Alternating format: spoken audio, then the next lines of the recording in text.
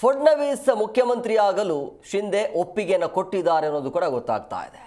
ಇವತ್ತು ರಾತ್ರಿಯೇ ಸಿಎಂ ಹೆಸರು ಬಹುತೇಕ ಫೈನಲ್ ಆಗುವಂತ ಎಲ್ಲ ಸಾಧ್ಯತೆ ಕಂಡು ಬರ್ತಾ ಇದೆ. ದೆಹಲಿಯಲ್ಲಿ ಇವತ್ತು ಸಿಎಂ ಹೆಸರು ಘೋಷಣೆ ಆಗೋದು ನಿಶ್ಚಿತ ಅಂತ ಹೇಳಲಾಗ್ತಾ ಇದೆ. ಬಿಜೆಪಿ ಹೈಕಮಾಂಡ್ ನಿರ್ಧಾರವೇ ಅಂತಿಮ ಅಂತ ಈಗಾಗಲೇ ಏಕನಾಥ್ ಶಿಂದೆ ಹೇಳಿಕೆಯನ್ನು ಕೊಟ್ಟಿದ್ದಾರೆ. ಒಂದು ಪೈಪೋಟಿ ಇತ್ತು, ಫಡ್ನವೀಸ್ ಅಥವಾ ಏಕನಾಥ್ ಶಿಂದೆನ ಮಹಾರಾಷ್ಟ್ರದ ಸಿಎಂ ಯಾರಾಗಬಹುದು, ಯಾರಿಗೆ ಅವಕಾಶ ಸಿಗಬಹುದು ಅಂತ. ಬಟ್ ಇಲ್ಲಿ ಒಪ್ಕೊಂಡಂಗೆ ಕಾಣಿಸ್ತಾ ಇದೆ ಶಿಂದೆ ಅವರು ಫಡ್ನವೀಸ್ ಅವರಿಗೆ ಬಿಟ್ಕೊಡೋದು. ಹಂಗಾಗಿ ಫಡ್ನವೀಸ್ ಮುಖ್ಯಮಂತ್ರಿ ಆಗೋದು ಬಹುತೇಕ ಖಚಿತ. ಇಲ್ಲಿ ಮುಖ್ಯಮಂತ್ರಿ ಆಗೋದಕ್ಕೆ ಶಿಂದೆ ಅವರು ಕೂಡ ಒಪ್ಪಿಗೆಯನ್ನು ಕೊಟ್ಟಿದ್ದಾರೆ ಅಂತೇಳಿ ಇವತ್ತು ರಾತ್ರಿಯೇ ಮಹಾ ಸಿಎಂ ಹೆಸರು ಘೋಷಣೆ ಆಗುವಂತಹ ಸಂಭವ ಇದೆ. ಸೊ ದೆಹಲಿಯಲ್ಲಿ ಹಿಂದೆ ಸಿಎಂ ಹೆಸರು ಘೋಷಣೆ ಆಗೋದು ನಿಶ್ಚಿತ ಅಂತ ಹೇಳಲಾಗ್ತಾ ಇದೆ. ಬಿಜೆಪಿ ಹೈಕಮಾಂಡವೇ ಅಂತಿಮ ನಿರ್ಧಾರ ಅಂತೇಳಿ, ಅಂದರೆ ಬಿಜೆಪಿ ಹೈಕಮಾಂಡ್ ಏನು ಹೇಳುತ್ತೆ ಅದಕ್ಕೆ ನಾನು ಬದ್ಧನಾಗಿರ್ತೇನೆ ಅಂತ ಏಕನಾಥ್ ಶಿಂದೆ ಹೇಳಿದ್ದಾರೆ. 2.5 ವರ್ಷದಿಂದ ಮಹಾಯುತಿ ಸರ್ಕಾರದಿಂದ ಉತ್ತಮ ಆಡಳಿತ ಇದೆ. ಮೊದಲನೆಯದಾಗಿ ಮಹಾರಾಷ್ಟ್ರ ಜನತೆಗೆ ಧನ್ಯವಾದವನ್ನ ಹೇಳ್ತೇನೆ. ಸಿಎಂ ಅಂತಂದ್ರೆ ಕಾಮನ್ ಮ್ಯಾನ್, ಸಾಮಾನ್ಯನಂತೆ ಕೆಲಸವನ್ನ ಮಾಡಿದೆ. ಮುಂಬೈ ನಿವಾಸದಲ್ಲಿ ಏಕನಾಥ್ ಶಿಂದೆ ಈ ರೀತಿಯಾಗಿ ಹೇಳಿಕೆಯನ್ನು ಕೊಟ್ಟಿದ್ದಾರೆ. ಅಂದರೆ ಈ ಅವರಲ್ಲಿ ಒಂದೇನು ಬಿಕ್ಕಟ್ಟು ಏನಿತ್ತಲ್ಲ ಅದೆಲ್ಲ ಶಮನ ಆದ ನಂತರ ಕೊಟ್ಟಿರುವಂಥ ಹೇಳಿಕೆ, ಹೈಕಮಾಂಡ್ ಜೊತೆಗೆ ಸುದೀರ್ಘವಾಗಿ ಚರ್ಚೆ ಆದ ಬಳಿಕ ಬರ್ತಾ ಇರುವಂಥ ಸ್ಟೇಟ್ಮೆಂಟ್ ಇದು.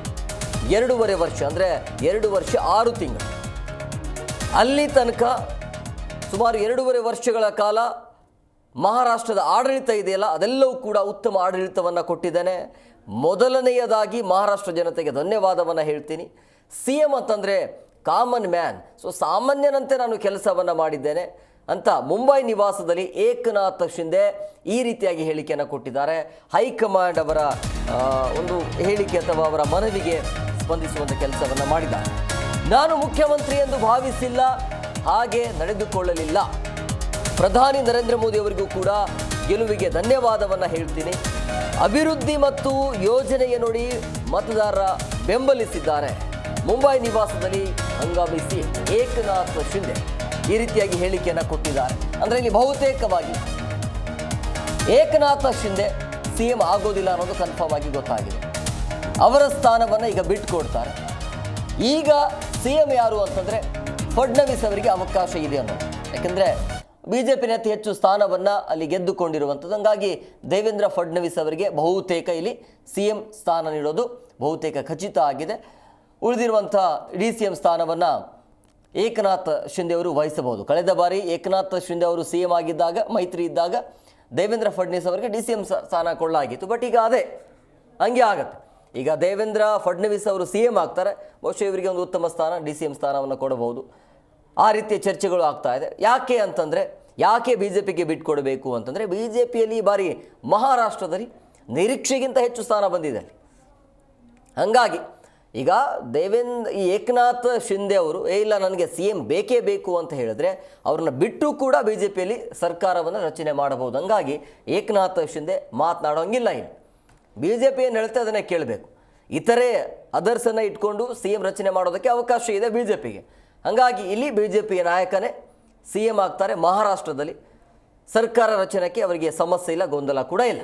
ಸೊ ಹಂಗಾಗಿ ಏಕನಾಥ್ ಶಿಂದೆ ಈಗ ಏನು ಮಾಡಬೇಕು, ಹೈಕಮಾಂಡ್ ಏನು ಹೇಳ್ತೆ ಅದನ್ನು ಕೇಳಬೇಕು. ಈಗ ಅದನ್ನೇ ಹೇಳಿದ್ದು, ಹೈಕಮಾಂಡ್ ನಿರ್ಧಾರವೇ ಅಂತಿಮ ನಿರ್ಧಾರ. ಕಳೆದ 2.5 ವರ್ಷದಿಂದ ಈ ಮಹಾರಾಷ್ಟ್ರ ಸರ್ಕಾರ ಏನಿತ್ತು ಅದನ್ನು ಉತ್ತಮವಾಗಿ ಆಡಳಿತವನ್ನು ನಡೆಸಿಕೊಟ್ಟಿದ್ದೇನೆ, ಜನರಿಗೆ ಧನ್ಯವಾದವನ್ನು ಹೇಳ್ತೀನಿ ಅಂಥೇಳಿ. ಸಿಎಂ ಅಂತಂದರೆ ಒಬ್ಬ ಕಾಮನ್ ಮ್ಯಾನ್ ಇದ್ದಂಗೆ ಸಾಮಾನ್ಯನಂತೆ ನಾನು ಕೆಲಸವನ್ನು ಮಾಡಿದ್ದೇನೆ ಅಂತ ಮತದಾರ ಪ್ರಭುಗಳಿಗೆ ಧನ್ಯವಾದವನ್ನು ಅರ್ಪಿಸಿತು ಅಂತ ಇಲ್ಲಿ ಸ್ಪಷ್ಟವಾಗಿ ಗೊತ್ತಾಗ್ತಾ ಇದೆ. ಈ ಬಾರಿ ಏಕನಾಥ್ ಶಿಂದೆ ಸಿಎಂ ರೇಸಲ್ಲಿ ಇಲ್ಲ ಅನ್ನೋದು. ಇಲ್ಲಿ ಪಕ್ಕ ದೇವೇಂದ್ರ ಫಡ್ನವೀಸ್ ಅವರಿಗೆ ಸಿಎಂ ಸ್ಥಾನ ಸಿಗತ್ತೆ. ಇವತ್ತು ರಾತ್ರಿ ಅದು ಕನ್ಫರ್ಮ್ ಆಗುತ್ತೆ. ಇವತ್ತು ರಾತ್ರಿನೇ ಮಹಾರಾಷ್ಟ್ರದ ಸಿಎಂ ಯಾರು ಅನ್ನೋದು. आप लोगों ने देखा है कि 2-4 रोज से ऐसी चर्चाएं हैं, कोई नाराज है, कोई बैठा है घर में. हम नाराज बिराज होने वाले लोग नहीं है. हम लोग लड़ने वाले लोग हैं, लड़कर काम करने वाले लोग हैं, लोगों के जीवन में बदलाव लाने वाले लोग हैं. इसलिए अभी जो विक्ट्री हासिल हुई है इससे हमारी और जिम्मेदारी बढ़ गई है.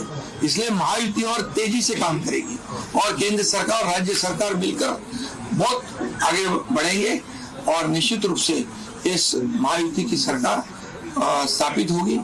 और इसीलिए जो मैंने आप लोगों को कहा कि लगा कि क्या हुआ, मैं तो कल आदरणीय प्रधानमंत्री जी से भी बात की, उनको भी कहा सरकार बनाने में हमारी तरफ से कोई अड़चन नहीं है। और आप लोगों ने देखा है कि 2-4 रोज से ಜಿ ಕನ್ನಡ ನ್ಯೂಸ್ ಈಗ ನಿಮ್ಮ ಮನೆಯಲ್ಲೇ ನೋಡಿ, ಎಲ್ಲ ಕೇಬಲ್ಗಳಲ್ಲಿ ಈಗ ಲಭ್ಯ. ನಿಮ್ಮ ನೆಚ್ಚಿನ ಜಿ ಕನ್ನಡ ನ್ಯೂಸ್ ಈಗ ಸನ್ ಡೈರೆಕ್ಟ್ ನಲ್ಲಿ number 292, Tata play number 1664, Jio TV number 1334, NXT digital number 30, in cable number 30, city networks 51, U digital number 162, GTPL number 17, Rockline telecommunications number 42, Shri Basaveshwara cable number 168, rural cable network 60, Vinayaka digital 57, Abhishek cable 821, city channel 53, Siddeshwara cable network 57, V4 digital Infotech 628, Surya digital networks 53, Gajanan digital number 836, Malnad infotech private limited number 56, Metrocast number 830, Victory digital number 167ರಲ್ಲಿ ನೋಡಿ ಆನಂದಿಸಿ.